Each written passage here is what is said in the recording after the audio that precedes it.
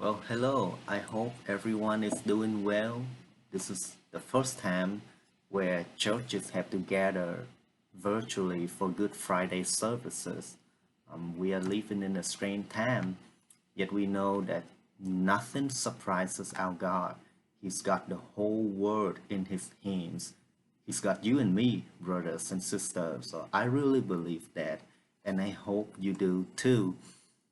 Within the next 5 minutes, I want to share with you a recent study that I did on the word cup, C-U-P, cup, in the Bible. The word has a literal and symbolic meaning. Literally, it refers to drinking vessels, something you use to drink, water, or coffee, or whatever it is. But symbolically, the word cup communicates the idea of a portion of something you receive. And there are two symbolic meanings which are attached to that word.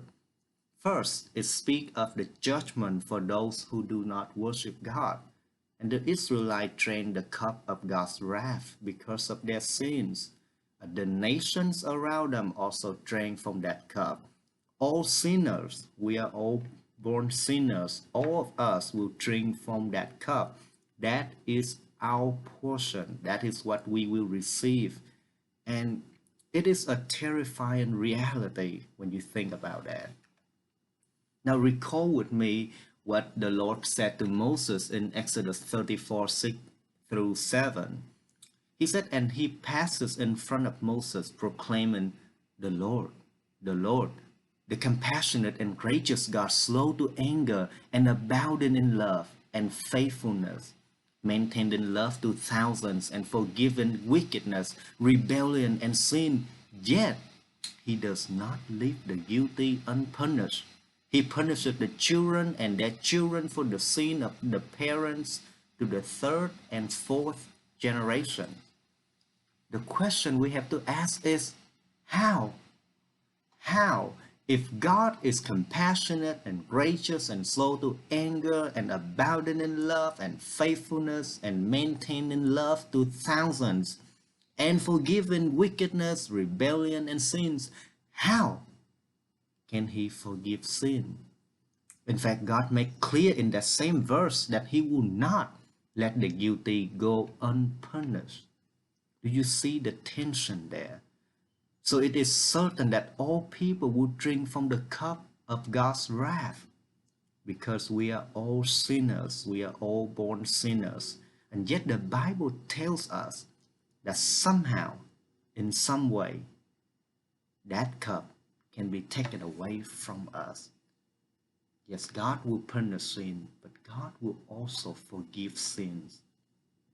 When we turn to the pages of the New Testament, we find a shocking episode. Jesus Christ, the Son of God, took the cup that we deserve. He took the cup that sinners deserve. He experienced the full measure of God's wrath. He refuted the wine that was offered to him to soften his pain. He died. Death, all of us should have died.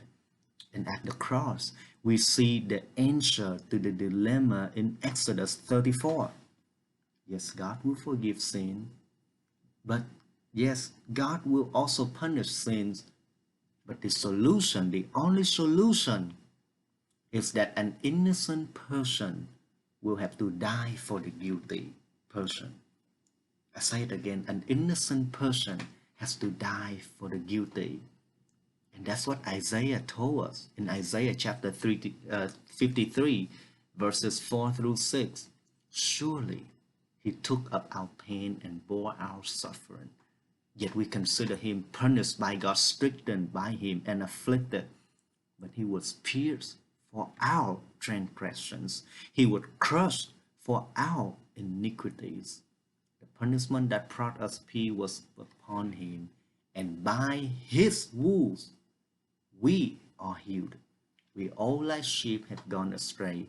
Each of us has turned to our own way, and the Lord has laid on him the iniquity of us all. Isn't that what Paul said in 2 Corinthians 5, verse 21? God make him, Jesus, who had no sin, see, an innocent person, to be sin for us. See, an innocent person dying for the guilty, so that, Paul said, in him we might become the righteousness of God. So the cup of God's wrath is taken away by his one and only Son, Jesus Christ. But more importantly, the cup of forgiveness and eternal life is given to us.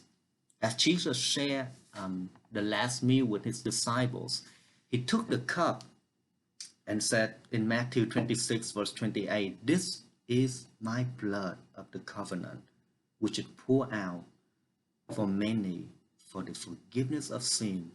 And that is the second symbolic meaning that the word cup communicates.